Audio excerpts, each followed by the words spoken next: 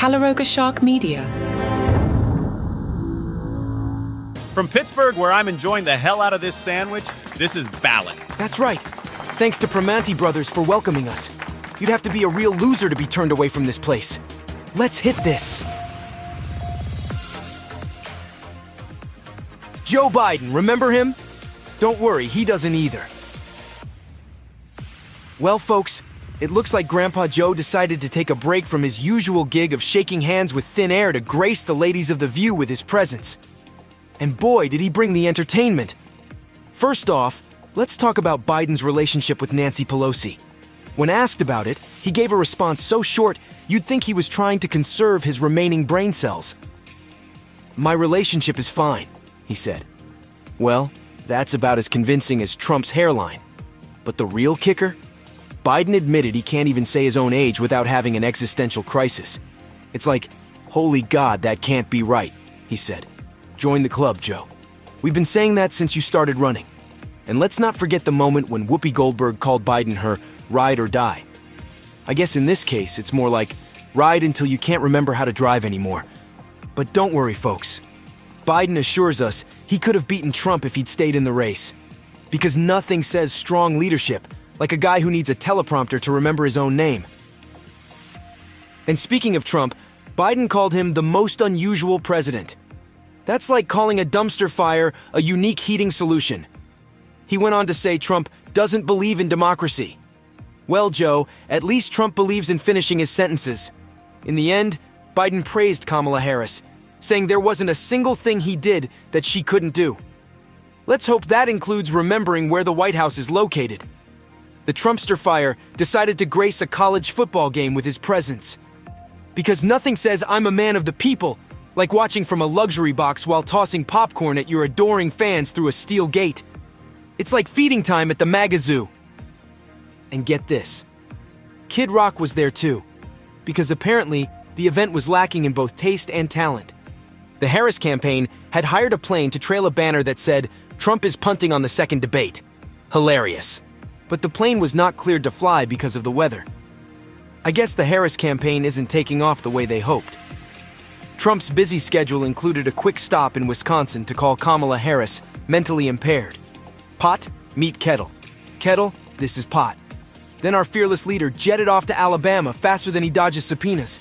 He even took time to post on Truth Social about it. In the end, Alabama won the game 41-34. But the real winner? Anyone who managed to watch football instead of this political sideshow. Now, if you'll excuse me, I need to go wash the butter off my Make America Great Again cheese grater. Speaking of food, it looks like the Donald is still sore about Colbert's cookbook. Can you imagine Trump in the kitchen? The only thing he knows how to cook up is controversy and well-done steaks with ketchup. Trump took to Truth Social, you know, that bastion of free speech where he can rant without anyone fact-checking him, to call Colbert a complete and total loser. Talk about the pot calling the kettle orange. He claims Colbert is boring. Coming from the guy who can make a round of golf feel like a root canal? That's rich.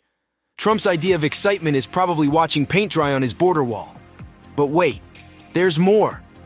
Trump thinks he could find someone off the street to do a better job than Colbert. Yeah, because random pedestrians are known for their killer monologues and witty political commentary. You might as well have an AI write the show. Oh wait. Maybe he's planning to recruit from his rallies. I hear they're full of real intellectual heavyweights. And get this, Trump offered to recommend someone who'd do the job for free. Gee, I wonder who he had in mind. Probably the same guy who thought injecting bleach was a good idea for curing COVID. But don't worry, Jimmy Fallon and Jimmy Kimmel, Trump didn't forget about you. He called you both dopes. Coming from a guy who thinks windmills cause cancer, that's practically a compliment.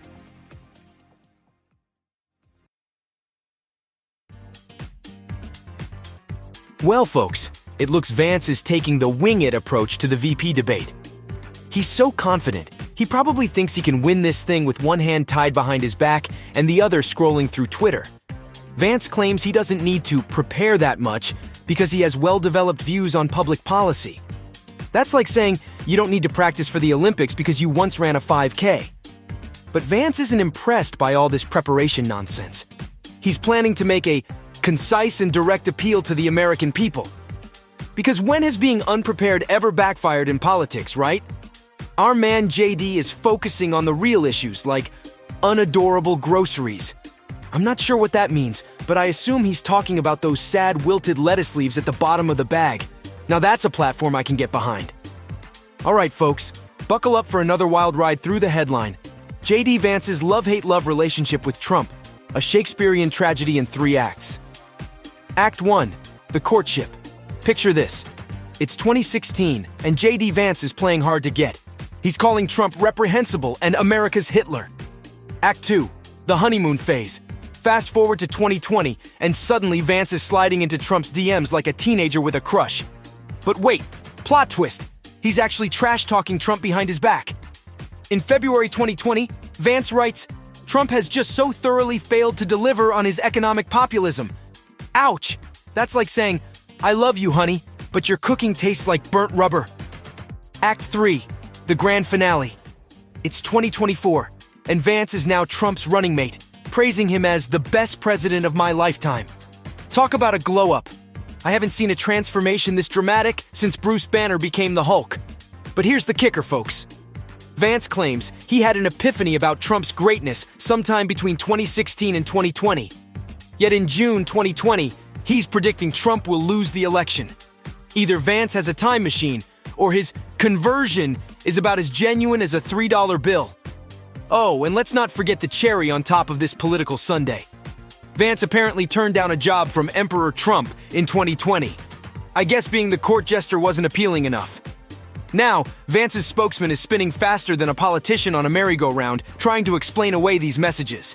They're blaming establishment Republicans for Trump's failures. Because nothing says taking responsibility like pointing fingers at everyone else in the room.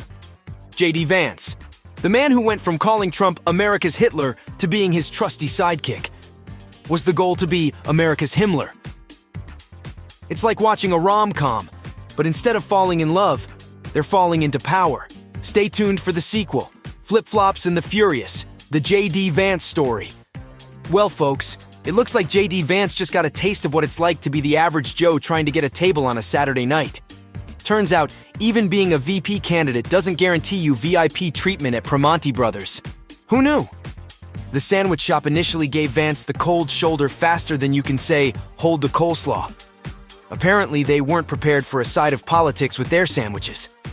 I guess Vance forgot to make a reservation for his entire campaign. But don't worry, Vance didn't let a little thing like being turned away stop him. He just took his speech to the parking lot. Because nothing says future vice president like addressing your supporters between parked cars and discarded cigarette butts. And get this, Vance actually paid for everyone's food and left a tip, even after being shown the door. Talk about turning the other cheek, or maybe he just really wanted one of those famous sandwiches.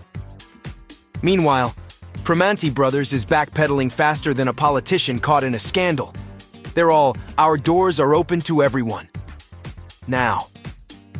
I guess they realized that alienating half your customer base isn't great for business. Who would have thought? But let's not forget the real victims here. The poor, confused Primanti Brothers staff. One minute they're slinging sandwiches, the next they're caught in a political pickle. Talk about earning your minimum wage! And of course, we can't ignore the stark contrast to Kamala Harris and Tim Walz's visit back in August. Apparently, they got the red carpet treatment, while Vance got the welcome mat pulled out from under him. I guess in the sandwich world, it's not what you know, it's who you know. In the end, Vance did get his meet and greet inside the restaurant. I just hope he didn't order the humble pie sandwich. It's not on the menu, but it seems like he got served a big slice anyway.